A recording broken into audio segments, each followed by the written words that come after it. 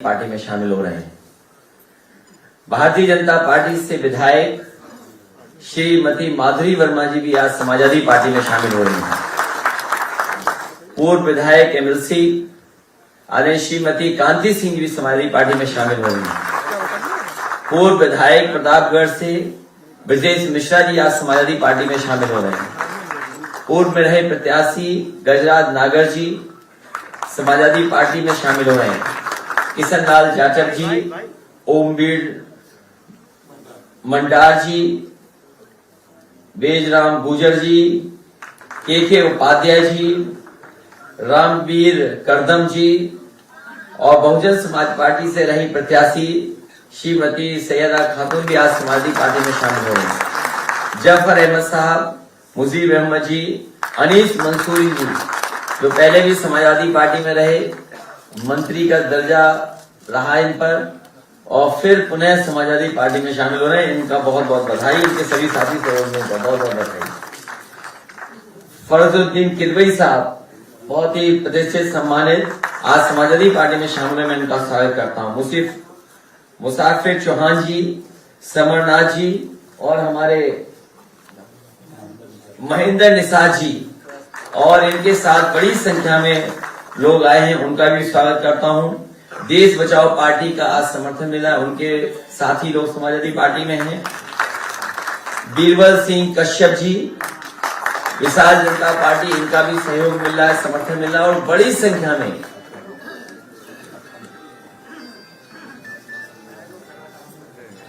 इनके साथ साथ अखंड जलवंशी सेवा संस्थान जो अपने समाज में बड़ी संख्या में लोग हैं और अपने समाज में लगातार जगाने के लिए, संविधान को बचाने के लिए, देश को बचाने के लिए और अपने समाज को सम्मान दिलाने के लिए संघर्ष कर रहे हैं। मैं आज उनका सभी का बहुत बहुत स्वागत और बहुत बहुत धन्यवाद देता हूं। क्या नाम है? गोविंद निषाद जी भी आज समाजवादी पार्टी में शामिल हो रहे हैं क्योंकि नाम बहुत हैं, बड़ी संख्या में लोग हैं जो हॉल के बाहर है, हॉल में नहीं आ पाए। मैं उन सबका भी स्वागत करता हूं और बधाई देता हूं कि इस समय जब समाजवादी पार्टी संघर्ष में है, उनका साथ और सहयोग मिल रहा है। मुझे पूरा भरोसा है कि आने वाले समय में उत्तर प्रदेश में परिवर्तन और बदलाव होगा।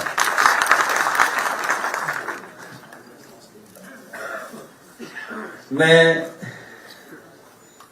तारिक किदवई साहब का नाम भूल गया था, बाराबंकी के हैं और बड़ी संख्या में इनके सहयोगी समर्थन है और आपको तो ले दिया मैंने, आर्मी से रिटायर है, फौज में थे ये, फौज के बाद फादर फौज में थे और उसके बाद असली फौज में अब आ गए, समाजवादी फौज के साथ शामिल हो गए। हमारे साथ अभी ओम प्रकाश राजभर जी ने जो कहा बिजली को लेकर के और हमारे तमाम साथी सहयोगी, और जिस दिन से नए साल पर 300 यूनिट का फैसला समाजवादी पार्टी ने लिया कि घरेलू बिजली का बिल 300 यूनिट माफ होगा और किसानों की सिंचाई माफ होगी, नए साल पे भारतीय जनता पार्टी को सबसे ज्यादा करंट लगा। मैं उनके भाषण सुन रहा था और उनके भाषणों में ये कहा जा रहा है कि आखिरकार बिजली कहां से आएगी। भारतीय जनता पार्टी के ना समझ बाबा मुख्यमंत्री जी, अनुपयोगी मुख्यमंत्री जी, अगर उन्होंने ठीक से काम किया होता तो आज उत्तर प्रदेश में बड़े पैमाने पर बिजली होती। हमारे उत्तर प्रदेश की गरीब जनता को, किसानों को, उद्योगपतियों को, व्यापारियों को और आम लोगों को इतना बिजली का बिल नहीं देना पड़ता जितना आज बिजली का बिल देना पड़ रहा है। मुझे याद है जिस समय नेताजी उत्तर प्रदेश के मुख्यमंत्री थे, कुछ लोगों ने बिजली का कारखाना न लगे उसके लिए बड़े पैमाने पर आंदोलन किया, लेकिन मुझे खुशी इस बात की कि शाहजहांपुर में रोजा का प्लांट बिजली का लग करके तैयार हो गया। वो नेताजी का समय था। इसी तरह झांसी में जो बिजली का कारखाना लगा हुआ है, अगर उस समय समाजवादी सरकार में वो फैसले न लिए हुए होते तो शायद पारिशा का पावर प्लांट भी नहीं लग पाता, जिसका उद्घाटन बाद में हुआ। इसी तरह लैंको का एक पावर प्लांट जो सोनभद्र में लगा, अनपारा डी जो समाजवादी सरकार में पिछली बार स्वीकृत हुआ, एमओयू कर करके पुरानी सरकार चली गई, लेकिन उसके बाद जो काम होना था सिंचाई का विभाग से पानी पहुंचना प्लांट तक, प्लांट को जमीन पूरी उपलब्ध कराना और प्लांट की वाकई उसके अलावा जो स्वीकृतियां प्रदान होती हैं उनको अगर किसी ने दिया तो समाजवादी पार्टी ने, और उसका उद्घाटन भी अगर किसी ने किया था तो नेताजी ने किया था। 3x660 super critical thermal plant जो ललितपुर में बनकर के तैयार हो गया है। उसके बाद एटा में 3x660 super critical thermal plant जो जवाहरपुर योजना के अंतर्गत लग रहा है। हमारे अनुपयोगी मुख्यमंत्री अगर ध्यान देते तो बिजली का कारखाना जल्दी बनकर के तैयार हो जाता। हरदुआगंज में 660 सुपर क्रिटिकल थर्मल प्लांट लग रहा है, पनकी में सुपर क्रिटिकल थर्मल प्लांट लग रहा है 660।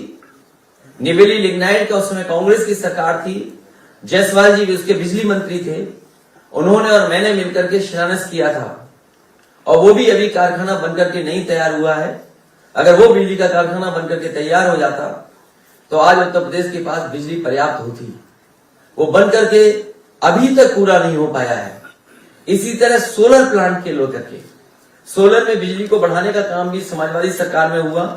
मुझे याद है जिस समय फ्रांस के स्टेट हेड उद्घाटन कर रहे थे, वो अगर योजना किसी के समय की थी सोलर प्लांट की, सोलर पावर प्लांट की, तो वो समाजवादी सरकार की थी जो मिर्जापुर में स्वीकृत होकर के प्लांट चालू हुआ था। उत्तर प्रदेश में बड़े पैमाने पे, चाहे वो ललितपुर रहा हो, महोबा रहा हो, झांसी रहा हो, जालौन रहा हो या मैनपुरी रहा हो, सोलर पावर प्लांट अगर किसी सरकार में ज्यादा लगे हैं तो समाजवादी सरकार में उन सोलर प्लांटों को लगाने का काम हुआ। हमारे बगल में बैठे हैं मांझी जी, ये उस समय हमारे सरकार में हमारे साथ थे, विधायक थे और मंत्री थे। इनकी विधानसभा में टांडा में जो एनटीपीसी का पावर प्लांट लगना था, जगह उपलब्ध नहीं हो पा रही थी, जमीन उपलब्ध नहीं हो पा रही थी।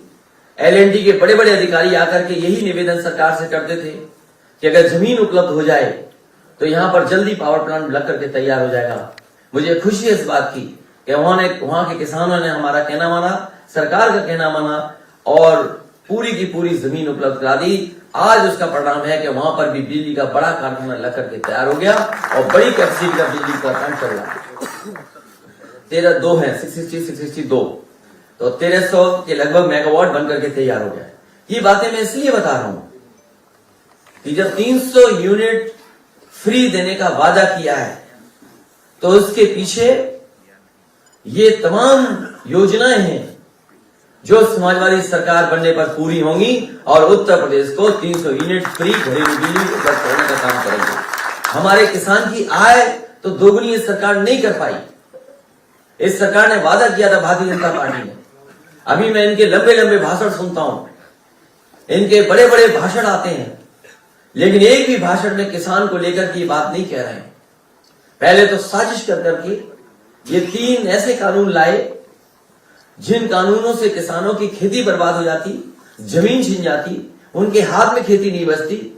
मजबूरी में उत्तर प्रदेश का चुनाव देख करके उन्होंने तीनों कानून वापस ले लिए। और मैं जानता हूं और हमारे तमाम साथियों ने बताया कि जिस समय गाजीपुर से मऊ आजमगढ़ होते हुए जब सवेरे रथ पहुंचा था, भारतीय जनता पार्टी के होश उड़ गए और सबसे बड़ा काम उन्होंने किया कि किसानों के 3 कानून वापस ले लिए। जहां उत्तर प्रदेश के किसान और पंजाब के किसानों को मैं बधाई देता हूं कि जहां पर किसान लगातार आंदोलन करते रहे, पंजाब के किसान डट गए, देश के किसानों ने साथ दिया और उसका परिणाम हुआ कि तीनों कानून भी वापस हो गए।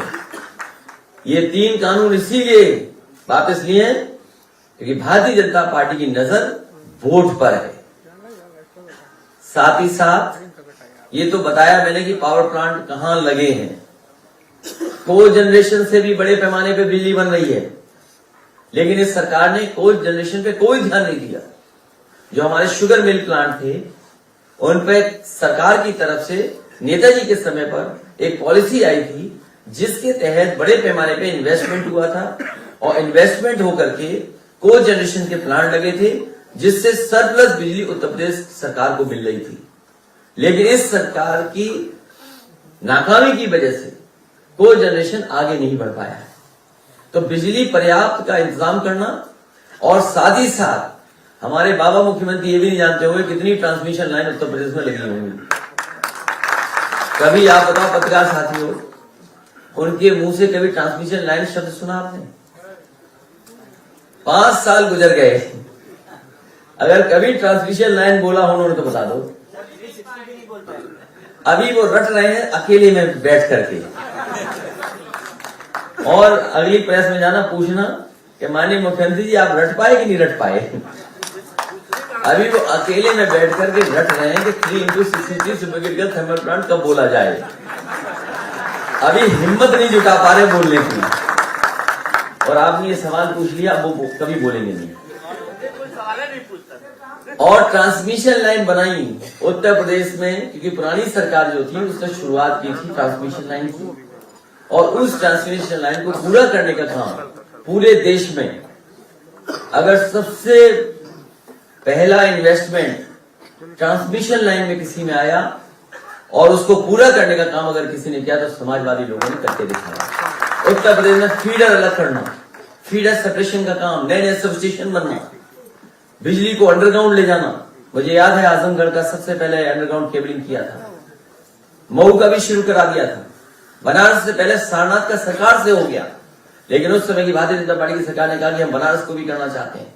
उस समय के जो बिजली मंत्री थे उन्होंने हमारे प्रमुख सचिव से कहा कि बिजली को हम अपने हिसाब से अपने माध्यम से किसी से लगवाना चाहते हैं, अगर आपकी सरकार मान जाए तो हम उसी तरीके से लगाने का काम करेंगे। मुझे याद है हमने अपने प्रमुख सचिव से कहा कि अगर वो केंद्र सरकार के कोई मंत्री कह रहे हैं कि वो अपने हिसाब से अंडरग्राउंड केबलिंग कराना चाहते हैं तो उसको पूरी की पूरी परमिशन दी जाए और स्वीकृत करी जाए, और उसका परिणाम है कि बनारस में अंडरग्राउंड केबलिंग अगर किसी की वजह से हो रही है तो समाजवादी पार्टी की सरकार की वजह से। मुझे वो दिन भी याद है जो आज हमारे बीच नहीं है, लालजी टंडन जी, वो और बनारस के बहुत बुजुर्ग विधायक, कई बार के रहे विधायक जिनका बीजेपी ने टिकट काट दिया, श्यामदेव चौधरी जी, वो वहां हड़ताल पे बैठ गए थे। और हड़ताल पे इसलिए बैठ गए थे, वो चाहते थे कि प्रधानमंत्री जी के क्षेत्र में 24 घंटे बिजली हो जाए। कई दिनों जब हड़ताल पे वो बैठे रहे, उस समय के जो जिलाधिकारी थे उन्होंने मुझसे फोन पे कहा कि अगर ये हड़ताल में नहीं बैठे तो हो सकता है इनकी जान चली जाए, इसलिए इनकी मांग आप मान लेंगे तो अच्छा रहेगा। मैंने उसी दिन फैसला लिया और उन्हें बुलाया, अपने यहाँ बैठा करके उनकी भूख हड़ताल छुड़वाई, और उसी दिन बनारस को 24 घंटे बिजली देने का काम अगर किसी सरकार में हुआ था तो वो समाजवादी सरकार थी। अगर मेरा कहना भारतीय जनता पार्टी के लोग नहीं मानते हैं तो उन बुजुर्ग के घर पे जाएं जिन बुजुर्ग की आपने टिकट काटी है, वो कम से कम सच बता देंगे कि हाँ उनकी भूख हड़ताल की वजह से उस समय की समाजवादी सरकार ने बिजली 24 घंटे दे दी थी। भारतीय जनता पार्टी से अच्छा झूठ को नहीं बोल सकता, वो झूठ में कुछ भी बोल सकते। इसलिए उत्तर प्रदेश की जनता इन झूठ बोलने वालों को इस बार उत्तर प्रदेश से हटाने का काम करेगी। मैं इन्हीं शब्दों के साथ मैं पत्रकार साथियों का धन्यवाद देता हूं और अपने सभी साथी जो आज समाजवादी पार्टी में शामिल हो रहे हैं उनका बहुत बहुत स्वागत करता हूं। कल का कार्यक्रम के आयोजन का जो संतोष पांडे जी ने किया वो भी यहाँ बैठे हैं, उनके तमाम सहयोगी साथी हैं जो सुन भी रहे हैं और बाहर भी हैं, मैं उनको भी बधाई देता हूं। एक ऐतिहासिक कार्यक्रम उन्होंने किया और बहुत उसका संदेश दूर दूर तक गया है। एक मिनट, वो आपके साथ 4-5 लोग ज्ञापन देंगे, आप बुला लो, आप बुला रामदेव सिंह के साथ बुला लो पहले, तब ज्ञापन बाद में देंगे, सवाल जवाब हो जाते। आपको खड़ा कर लो, इधर खड़ा कर लो।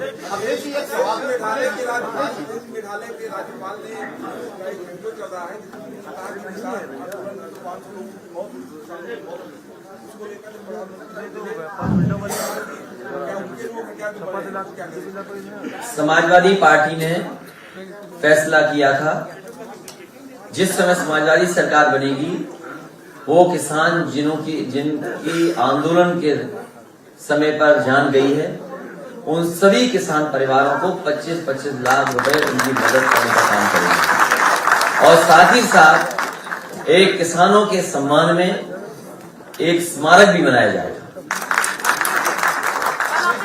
बड़ा आरोप लगाया मुख्यमंत्री योगी आदित्यनाथ ने माफियाओं की सूची नहीं जारी कर रहे हैं, ये इशारा आपने किया है, तो क्या आप स्पष्ट कर सकते हैं कि राम राज्य की जो बात होती है उसके पीछे की हकीकत क्या है?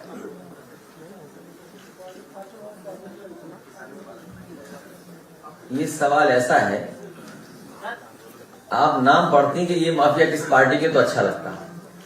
आपने बोला ना नहीं, वो तो मैंने बोला, लेकिन अगर आप नाम पढ़ के पूछती तो मुझे बड़ा अच्छा लगता, मैं बताता कि हाँ ये बीजेपी के हैं।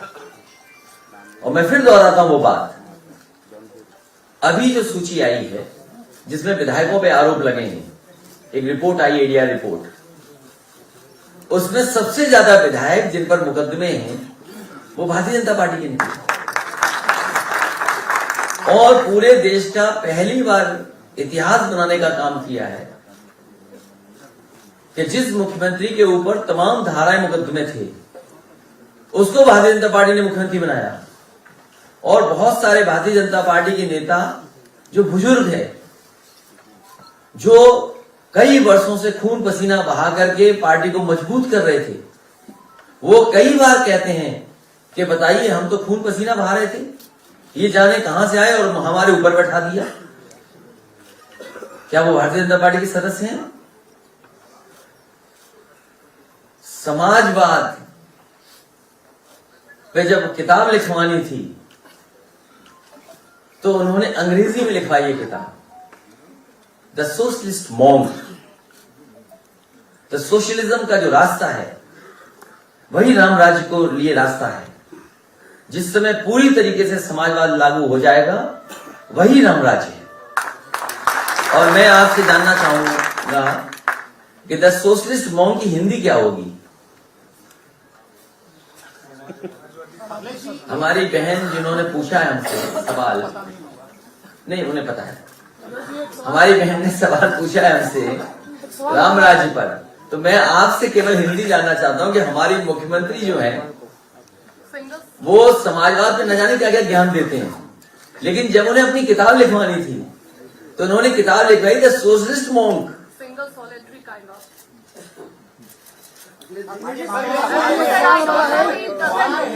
बोला मुझे नहीं पता, शायद उन्हें नहीं मालूम होगा। नहीं सके, ये आपकी बहन, वो उन्हें कुछ नहीं पता है।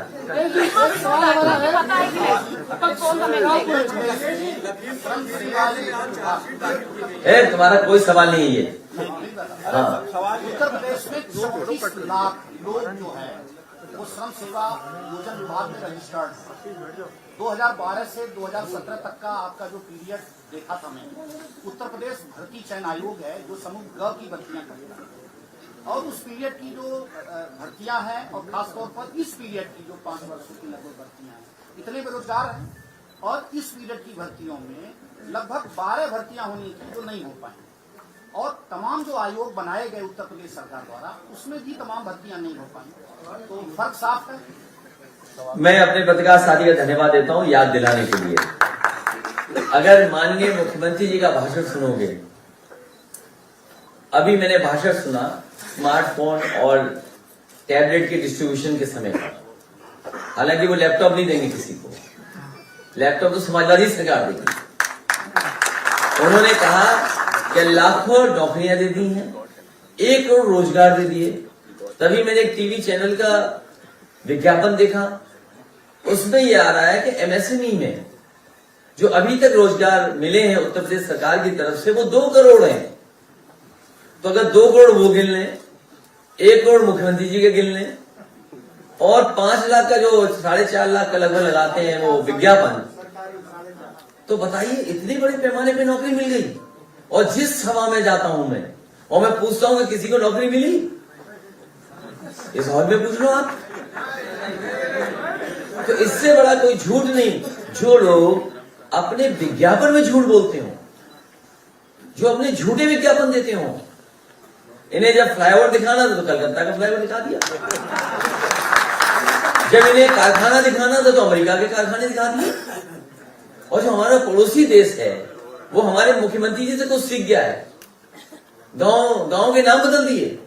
ये काम तो हमारे माननीय मुख्यमंत्री करते थे, नाम बदलने का, लेकिन चीन ने भी इनसे सीख लिया, गांव के नाम बदल दिए।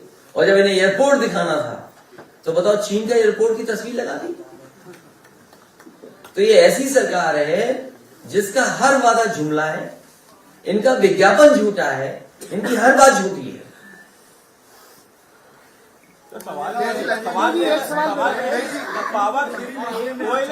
बिखराव पर एक सवाल है किसानों ने प्रोटेस्ट भी किया, उन्होंने विरोध किया है, कहा है कि जब तक अजय मिश्रा टेनी का नाम नहीं आता चार्जशीट में तब तक भारतीय जनता पार्टी में कोई ऐसी वॉशिंग मशीन बनी हुई है, किसी अपराधी को भेज दोगे वो अपराधी लगेगा ही नहीं उसमें। कोई नई वॉशिंग मशीन खरीद करके लाया वो। अध्यक्ष जी, अध्यक्ष जी आपसे बिखराव को लेकर कोयले की कमी को लेकर पावर एक्सचेंज ने यूपी सरकार ने 25 रुपए पर यूनिट के हिसाब से बिजली भी खरीदी थी और उन्होंने कहा मैंने सबको बिजली दी है, फ्री दी है और 24 घंटे दिए। उत्तर प्रदेश की जनता ने भारतीय जनता पार्टी को दो बार केंद्र में सरकार बनाने के लिए समर्थन दिया है। कम से कम भारतीय जनता पार्टी को उत्तर प्रदेश का कोटा बढ़ाना चाहिए था। बिजली का कोटा बढ़ा देते और कम से कम कोयले का भी कोटा बढ़ा देते। और 25 रुपए में खरीदोगे तो केंद्र सरकार क्यों बनवाई जनता ने, ये मुख्यमंत्री जी पूछते। लेकिन हमारे मुख्यमंत्री जी को पता ही नहीं है, उनका चीफ सेक्रेटरी बदल गया। जो दूसरों को कहते हैं 12 बजे सो करके उठते हैं, वो बताएं कहां सोते रहे कि उनका चीफ सेक्रेटरी बदल गया। और ऐसे सो रहे थे कि जिनका रिटायरमेंट होने जा रहा था 2 दिन बाद, उन्हें बताओ चीफ सेक्रेटरी बना दिया और एक्सटेंशन देकर के 1 साल का। तो सोचिए हमारे बाबा मुख्यमंत्री सो रहे थे कि जाग रहे थे। अध्यक्ष जी, 300 यूनिट बिजली मुफ्त है, कल को आप सरकार बनेगी तो क्या बकाया बिल भी माफ होंगे? तुम्हारा बिल ज्यादा आ रहा है। सर सबका रहा है, सर सबका रहा है, सर सबका रहा है बिल। तुम्हारा बिल बढ़ जाएगा। तुम हमें सरकार बना लेने देते 17 में तो तुम्हें इतना बिजली का बिल नहीं देना पड़ता। तुमने तो हमारे खिलाफ वोट डाले। हमारा आखिरी में जब प्रेस वालों का आखिरी सवाल हो तो ये बता देना इनका पूछना। हमारा सवाल है विपक्ष के बिखराव को लेकर। और संजय सिंह आपसे मिले भी थे, पर कल जब केजरीवाल आए उन्होंने कहा कि बिजली फ्री देने का फॉर्मूला सिर्फ आम आदमी पार्टी को आता है और किसी को नहीं। अरे यार क्या सवाल पूछते थे। मैंने प्लांटों के नाम बताए। जिस समय नेताजी मुख्यमंत्री थे, मुझे याद है शाहजहांपुर का रोजा का पावर प्लांट लगा प्राइवेट। नेताजी ने इस प्रदेश के लिए को जनरेशन का प्लांट लाया। अनपारा डी का समावेश सरकार में हुआ। लैंको का नेताजी लाए। और मुझे खुशी इस बात की कि जिस समय मैं हरदुआगंज का प्लांट का शिलान्यास करने जा रहा था, तो जिस कंपनी को ठेका मिला था, जापान की वो कंपनी थी। वो कंपनी के जो सबसे बड़े अधिकारी आए थे जापान से चल करके, उन्होंने गिफ्ट में मुझे वो तस्वीर दी जब कभी नेताजी ने प्लांट का उद्घाटन किया था। तो उन्होंने कहा कि मैं आज वो तस्वीर दे रहा हूं कि एक बार आपके पिताजी ने इस प्लांट का उद्घाटन किया था और आज मैं आपके यहाँ शिलान्यास कर रहा हूं और उद्घाटन करने आऊंगा तब दोबारा आपको मैं तस्वीर दूंगा। तो पावर प्लांट बनाने का काम, को जनरेशन, सोलर पावर प्लांट, और उत्तर प्रदेश आज कह सकता है मेजा के प्लांट भूल गया मैं, जो आपके इलाहाबाद के एनटीपीसी का और जेपी का जो पावर प्लांट लगाए वो भी समाजवादी सरकार की देन है। हालांकि पुरानी सरकार ने भी स्वीकृत किया था उसको, आगे नहीं, वो जेपी का है, वो बसपा ने थोड़ा आगे किया था, बाकी हमने किया। वो बजाज का वहाँ है ललितपुर में। एक सवाल मेरा है अध्यक्ष जी, प्लीज इनका ले लीजिए, इनका ले लीजिए। लेकिन एक से देखो ऐसा है ना, 1 मिनट बात कभी मजा आएगा इसमें। ये जो हमारे पत्रकार साथी हैं, इन्हें किसी बीजेपी वाले ने व्हाट्सएप किया है, वो पढ़ रहे हैं। लेकिन हमारा निवेदन आपसे एक है, नहीं हमारा निवेदन एक है, जिस भी व्यक्ति ने क्या उसका नाम ले दो। इतना सा निवेदन है हमारा बस। सबको मिलेगी, सबको जैसे सबका साथ सबका विकास वो नकली है। ये बिजली की जब जाएगी तो सबके लिए 300 यूनिट है।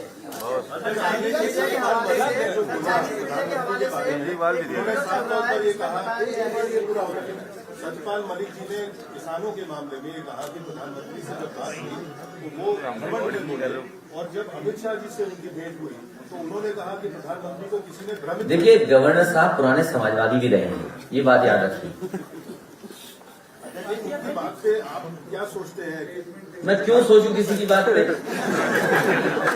मैं क्यों सोचूं किसी की बात पे? जब वो सरकार, देखिए क्या सवाल पूछने वाले इतने बड़े चैनल को बहुत तकलीफ है भाई। आप तो सवाल ये पूछिए कि जो सरकार किसान के खिलाफ है, जिस सरकार ने ये कहा हो कि हम किसानों की आय दोगुनी कर देंगे, बताओ आय दोगुनी हुई क्या? धान कैसे बिक गया? और जिसका अभी आपने कहा सांड सड़कों पे घूम रहे हैं, खेतों में घूम रहे हैं, बताओ किसान दुखी है। बिजली महंगी कर दी, डीजल महंगा कर दिया, हर चीज किसान की महंगी कर दी। और जब खाद खरीदनी थी, आप बताइए खाद कहाँ किसान को मिली? इसलिए किसान को खाद नहीं मिली। और बताइए, ये तो पाड़े जी से सीखे हैं। हाँ ठीक बात है, ये बीजेपी वाले सीखे कहाँ से 5 किलो निकालना, ये पता है आपको? ये पार्ले जी का बिस्किट पैकेट आता है, जैसे जैसे महंगाई बढ़ी पार्ले जी ने बिस्किट उसमें कम कर दिए। उतने पैसे में बिस्किट मिलेगा लेकिन संख्या उतनी नहीं मिलेगी, और तो ज्यादा महंगाई होगी तो पार्ले जी के बिस्किट का साइज बदल जाएगा। तो अभी जो 5 किलो चोरी हो रही है, भारतीय जनता पार्टी बनी रही तो बोरी का साइज बदल देगी।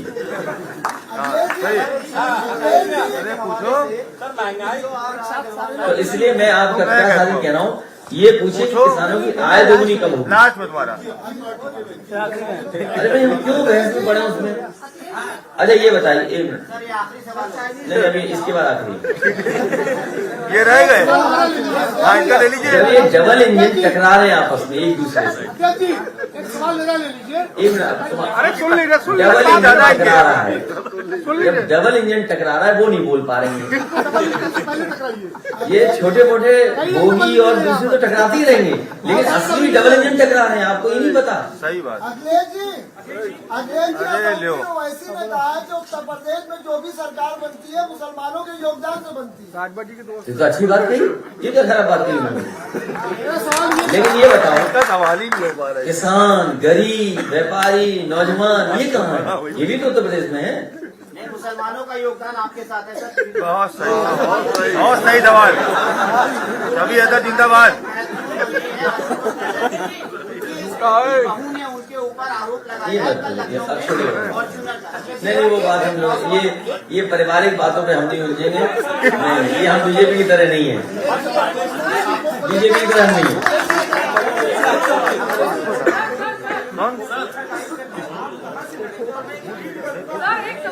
एक सवाल भाई बैटरी आपकी पहुंच गई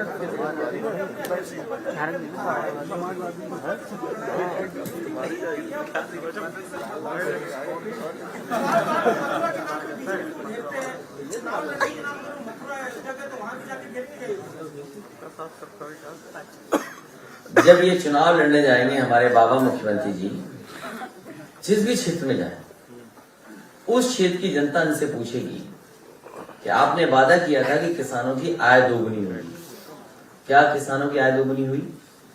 उस क्षेत्र के नौजवान जिन्हें नौकरी नहीं मिली, जिन्हें रोजगार नहीं मिले, जिन्हें बड़ा बड़ा सपना दिखाया था, वो तमाम नौजवान इनसे सवाल करेंगे कि नौकरी रोजगार मिला है कि नहीं मिला है। व्यापारी जिनके व्यापार खत्म हो गया, बर्बाद हो गए कोरोना के समय पर, किसी भी व्यापारी की कोई मदद नहीं की सरकार ने, और बिजली का बिल और तमाम ऐसे सवाल हैं जिनका जवाब भारतीय जनता पार्टी के पास नहीं है। और जब मुखिया उनके चुनाव लड़ने जाएंगे, जो दूल्हा है चुनाव के, वैसे तो आप जानते होंगे, हालांकि वो उदाहरण नहीं देना चाहिए, फिर भी मैं दे दूंगा उसको, अदरवाइज मत लीजिएगा। हमारे सब लोग जानते होंगे कि अगर बेटा परीक्षा में ना पास हो पा रहा हो तो कई बार माँ बाप और चाचा भी जाते हैं थोड़ी नकल कराने। ये बात सच है कि नहीं सच है? तो हमारे बाबा मुखर्जी फेल हो चुके हैं, अब उनको कोई पास नहीं करा सकता। अब जो पास कराने आ भी रहे हैं वो भी नहीं करा पाएंगे। नहीं भगवान है, रात में हम पे आए, रात हमारे सपने में आए थे भगवान कृष्ण कह रहे थे आपकी सरकार बनने वाली है, और एक बार नहीं आए, हर दिन आते हैं, हर दिन। कोई दिन ऐसा नहीं जिस दिन भगवान हमारे सपनों में ना करके कहते हो कि आपकी सरकार बनने जा रही है। इनके तो पत्र में लिखा है, हमें हर दिन सपनों में आते हैं। कहाँ से चुनाव आप लड़ेंगे ये भी तो बता दीजिए। ये जहां से हमारी पार्टी गई वहां चुनाव लड़ेंगे। भगवान परशुराम की मूर्ति लगाई है। देखिए, जहां से हमारी पार्टी कहेगी वहां से हम चुनाव लड़ेंगे। और याद कीजिए, नेताजी कहां से नहीं लड़े। नेताजी जाने कितने क्षेत्रों से चुनाव लड़े। नेताजी गुन्नौर से भी लड़े चुनाव, नेताजी फिरोजाबाद से भी चुनाव लड़े, नेताजी एटा से भी चुनाव लड़े, नेताजी मैनपुरी से भी चुनाव लड़े, शाहजहांपुर से भी लड़े चुनाव नेताजी। तो बड़ी जगह हमारे पास तो बहुत सारी सीटें हैं। आजमगढ़ से भी नेताजी लड़े चुनाव, संभल से लड़े, नहीं विधानसभा लोकसभा की बात। तो नेताजी कितनी जगह चुनाव लड़े। समाजवादी पार्टी जहां कहते कि मैं चुनाव वहां से लड़ूंगा, तो कम से कम ये बाबा मुख्यमंत्री जहां चुनाव लड़ने जाएंगे वहां की जनता तैयार बैठी होगी।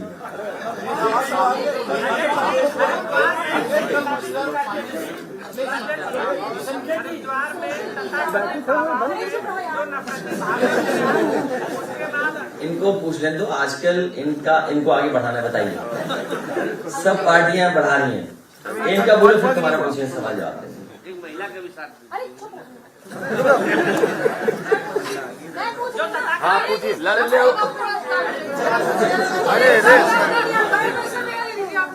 सोशल मीडिया पर मुस्लिम महिलाओं की तस्वीर को एक ऐप उसके खिलाफ है हम लोग। ये काम नहीं होना चाहिए और ये गलत काम है। सरकार को आखिरकार क्या इंटेलिजेंस सरकार की कर रही है, क्या सोशल मीडिया केवल विपक्षियों के फोन सुनने का काम करेंगे। इस तरह की जो घटनाएं हो रही हैं, इस तरीके से सोशल मीडिया पे किसी भी धर्म का या किसी की भी आस्था से कोई खिलवाड़ नहीं कर सकता। और इसके लिए सरकार को कहीं न कहीं निगरानी रखनी चाहिए, क्योंकि सरकार जानती है कि कौन लोग ऐसा कर रहे हैं। भाषण दिया, उसके उपरांत कोई कार्रवाई नहीं हुई। इसके बाद पूर्व सेना प्रमुखों ने और प्रबुद्ध जनों ने, किसने भाषण दिया? तथाकथित धर्म संसद में जो भाषण दिया गया, उसके बाद उन्हें जेल भेज देना। जेल तो चले गए हैं, चले गए। और लोग भी जाने चाहिए, और लोग भी जाने चाहिए जो गलत भाषा का इस्तेमाल। महाराज इनका सवाल ले लीजिए, बहुत देर तकलीफ है, इनका बहुत तकलीफ है इनकी। लो लो बोलो बोलोगे,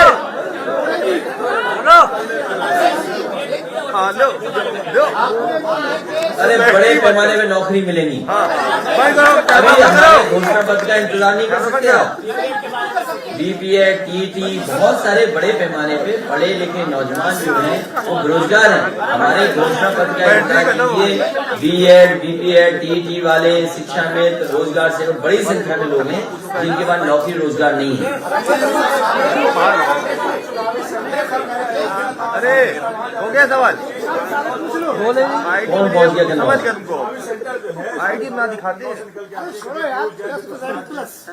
ये क्या पत्रकारों को भी नौकरी मिलेगी? अरे तुमको मिल जाएगी।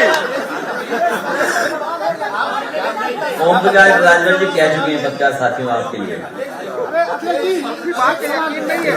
ये एक सवाल यहाँ से आ रहा है, ये पूछ रहे हैं कि कन्नौज सेंटर है, और कन्नौज आज का सेंटर नहीं है, सम्राट हर्षवर्धन के जमाने का सेंटर, वो राजधानी थी देश की। और वहां एक राजा ऐसा रहा जिसका नाम कोई दूसरा रखता नहीं है, जयचंद। कोई जयचंद नाम से व्यक्ति नहीं मिला इस कमरे में, तो नहीं कोई जयचंद नाम से कोई नहीं, कोई जयचंद नाम नहीं रखता है। कन्नौज की जनता ने जयचंद को भी भगा दिया। ये साजिशें और षड्यंत्र और लोगों को अपमानित करने का काम लगातार चलता रहेगा। वो इसलिए चलेगा क्योंकि ध्यान हटाना जरूरी है। Divide and rule, divert the brain. भाई डिवाइड एंड रूल अंग्रेज लाए, सोच समझ के लाए। कभी जाति और धर्म में झगड़ा करा देना, इस देश की संस्कृति रही कि जहां पर गंगा जमुनी की तहजीब कोई एक दिन में थोड़ी बनी, हजारों साल लगे तब गंगा जमुनी तहजीब बनी है। हम एक दूसरे को अपनाते हैं, एक दूसरे की चीजों को अपना लिया, वर्षों में रह रह करके साथ, कभी भाषा में अपना लिया, कभी खाने में अपना लिया, कभी कपड़ों में अपना लिया, कभी हमने गानों में अपना लिया। तो कोई एक दिन में थोड़ी चीजें एक दूसरे से मिल गई हैं, हजारों साल लगे हैं, तभी हम कहा जाता है कि गंगा जमुनी तहजीब। तो ये जो कन्नौज का मामला है, केवल एक सिंपल सवाल है, एक सिंपल सवाल। जिस इत्र व्यापारी पर पहले दिन छापा पड़ा, वो कौन लोग थे जिन्होंने समाजवादी इत्र से उसको जोड़ा और समाजवादी पार्टी से जोड़ा? जो लोग थे वो सब साजिश और षड्यंत्र करने वाले लोग हैं। जिन लोगों ने भी पहले दिन जिस पर छापा पड़ा है इत्र व्यापारी पर, जिन लोगों ने भी समाजवादी इत्र से और समाजवादी पार्टी से जोड़ा, उन्हें निर्देश मिले कहीं से और हमारे पत्रकार साथी ने निर्देशों का पालन किया, बड़े ओबिडियंट हैं कुछ लोग, और उन्होंने निर्देशों का पालन किया और उसका प्रचार किया। तो कन्नौज के इत्र वो सौहार्द का इत्र है, मिलने का इत्र है। हर आदमी जीवन की खुशबू और खुशबू को नहीं समझता। जो आदमी अकेला रहता हो वो क्या खुशबू को समझेगा? हो गए तुम, कहाँ थोड़े पता नहीं किसको व्हाट्सएप कर रहे हो। तो इत्र का हर व्यक्ति को कुछ न कुछ खुशबू पसंद होती है, कुछ खुशबू उसको नहीं पसंद होती है। खाना हो, खाने में खुशबू है, ये जीवन की जो खुशबू है ये बीजेपी को नहीं पसंद, खुशबू पॉजिटिव है। अब वो बीजेपी कहे तो उसका भी बना देंगे इत्र, पता है तो हमने बनवा के भिजवा देते। कन्नौज के लोग मिट्टी का भी इत्र बनाते हैं और हर एक का एक अपना फार्मूला होता है। इत्र छोटा मोटा कारोबार नहीं है, बड़े पैमाने पे दुनिया में कारोबार है। इस सरकार को उस कारोबार को बढ़ाना चाहिए था, ना कि अपमानित कर रहे हैं। और सोचिए अल्पसंख्यकों पे कितना हमला है, वो अल्पसंख्यक थे दोनों, इसीलिए हमला उन पर हुआ है। जैन समाज क्या है आबादी में बताओ? 45 लाख, 50 लाख होगा, 50 लाख से ज्यादा जैन समाज नहीं है आबादी में। उन पे हमला हुआ कि नहीं हुआ? पहले एक कारोबारी को, और वो भी अगर छापा मारा है तो फिर दूसरे पे क्यों अपनी छापा मारा? वो इसलिए छापा मारा क्योंकि पहले छापे में उनकी नाक कट गई। और एक रिजर्वेशन हुआ करता था एंग्लो इंडियंस का, विधानसभा में एक सीट हुआ करती थी, नॉमिनेशन से पहुंचते थे, लोकसभा में सीटें थी। भारतीय जनता पार्टी आई, तुरंत हटा दिया वो भी रिजर्वेशन। वो कौन लोग थे जिन्होंने हरियाणा में मूर्ति को तोड़ा? सिख समाज पर क्यों अन्याय हो रहा था, अत्याचार हो रहा था, और आतंकवादी तक कह दिया गया था, और कहा कि ये लड़ाई किसानों के लिए हिंदू और सिखों की लड़ाई है। ये कौन लोग थे? इसलिए इनके जीवन में कोई खुशबू नहीं है, ये कभी खुशबू पसंद नहीं कर सकते। ये कारोबार के खिलाफ है, क्योंकि कारोबार हमें और आपको जोड़ता है। अगर कन्नौज का कारोबार है तो किसान कहीं ना कहीं मेहंदी उगा रहा है, कहीं ना कहीं बेला उगा रहा है, कहीं ना कहीं से केवड़ा ला रहा है। केवड़ा लाने वाले की जात क्या है, इत्र बनाने वाला कौन है, लगाने वाला कौन है? तो कारोबार हमें जोड़ता है, व्यापार हमें जोड़ता है। ये कभी कारोबार और व्यापार की बात नहीं करेंगे, ये केवल नफरत की बात करेंगे। इनके अंदर केवल नफरत की दुर्गंध है, और ये तो फूल पेड़ों के नाम नहीं जानते।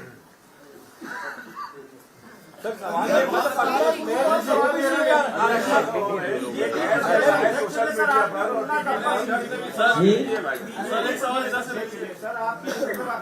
आपकी तुलना गब्बर सिंह क्या चीज? आपकी तुलना गब्बर सिंह से की है, कहा अरे वो तो सुपर हिट फिल्म थी भाई, वो कोई बात हुई? क्या फिल्म थी, क्या फिल्म थी सोचो। तुमने अगर न देखी हो दोबारा देख लो तुम, सुपर हिट फिल्म देखिए। और कितनी फिल्म सुपर हिट थी, ये पता है कहाँ शूटिंग हुई? 1 मिनट, शूटिंग कहाँ हुई थी? रामनगर कहाँ है? रामनगर कहाँ है? रामगढ़ सॉरी कहाँ बनाया था, वही रामगढ़ और रामनगर वही है, एक ही है। ये बेंगलोर मैसूर हाईवे पर लेफ्ट साइड में है। सोचिए आप कितनी सुपरहिट फिल्म थी बताइए। ये किसने तुलना की है बताओ, हमें कौन है गब्बर जिसने तुलना की है? किस गब्बर ने की है बताओ ना, कौन है? अच्छा तो हमारे गब्बर कहाँ गए प्रदेश अध्यक्ष? ये है गब्बर हमारे। उस गब्बर को जवाब दो, आज देंगे जवाब। उनके आपने नहीं देखी वो जन सेवा यात्रा? कई जगह की तस्वीर मैंने देखी है, कई जगह की तस्वीर आई है, वो ऐसी तस्वीर है कि चौमीन ठेले पे भी ज्यादा भीड़ दिखती है। अब जाने दोगे हम लोगों को कि नहीं जाने? जाइए जाइए, धन्यवाद धन्यवाद धन्यवाद। जाति जनगणना होगी, बात करो। सब लोगों ने तय किया है कि जाति जनगणना होगी। हम समाजवादी लोग जाति जनगणना के पक्ष में हैं।